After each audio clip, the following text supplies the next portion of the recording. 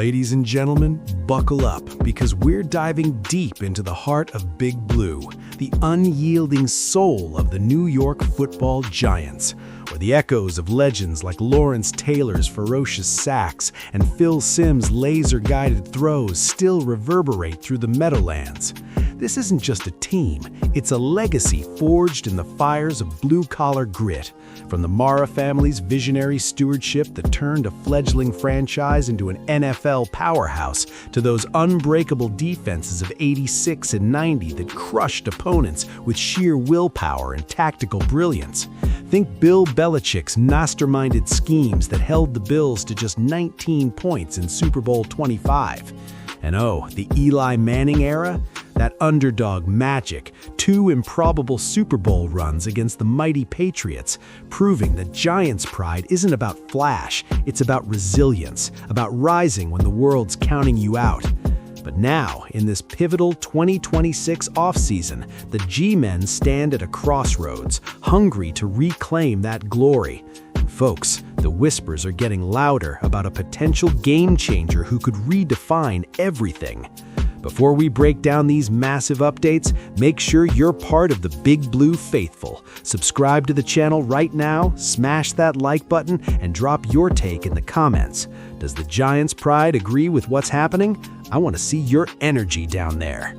Now, let's get analytical. Real talk, no fluff, because the rumor mill is churning hotter than a fourth-quarter comeback, and at the center is none other than John Harbaugh, the battle-tested head coach who's turned the Baltimore Ravens into a perennial contender.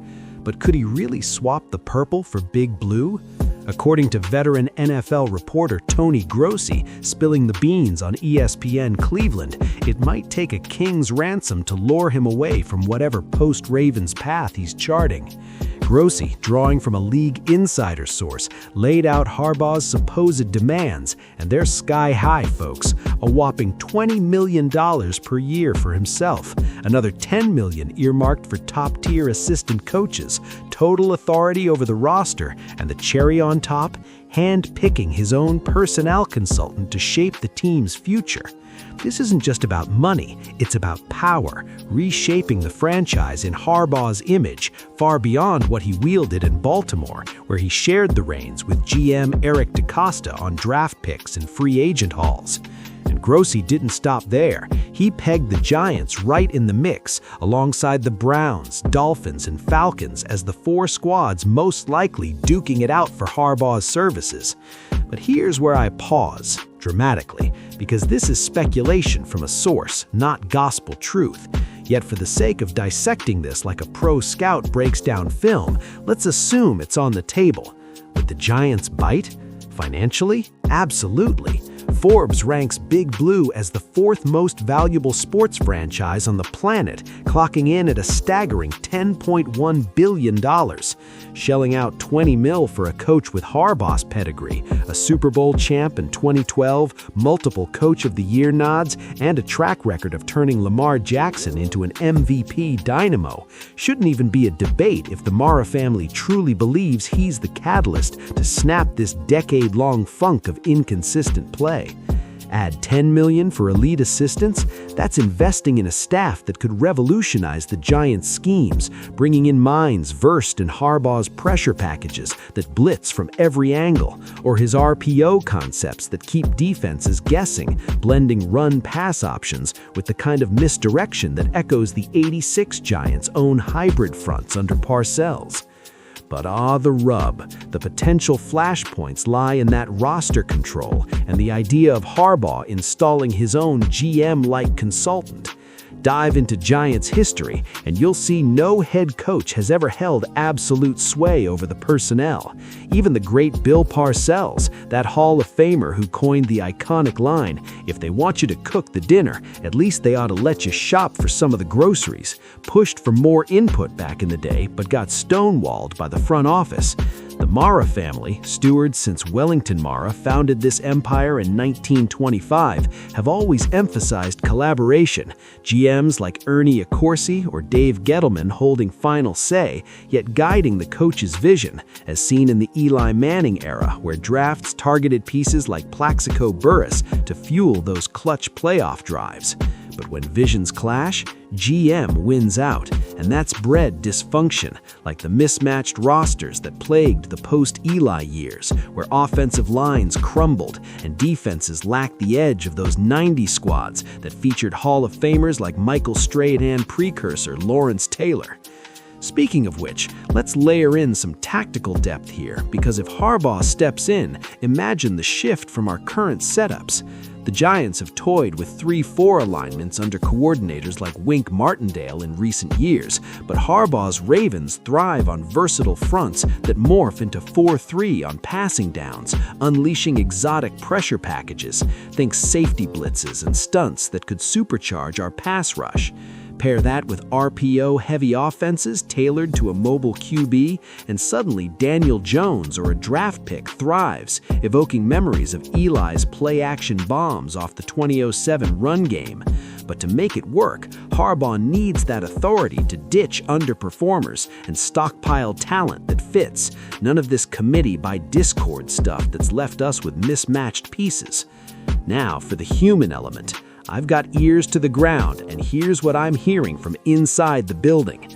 A veteran analyst close to the Mara family told me, quote, "John's not just a coach, he's an architect. If the Giants give him the keys, watch out, because he'll build a defense reminiscent of those '86 wrecking crews, but with modern analytics baked in.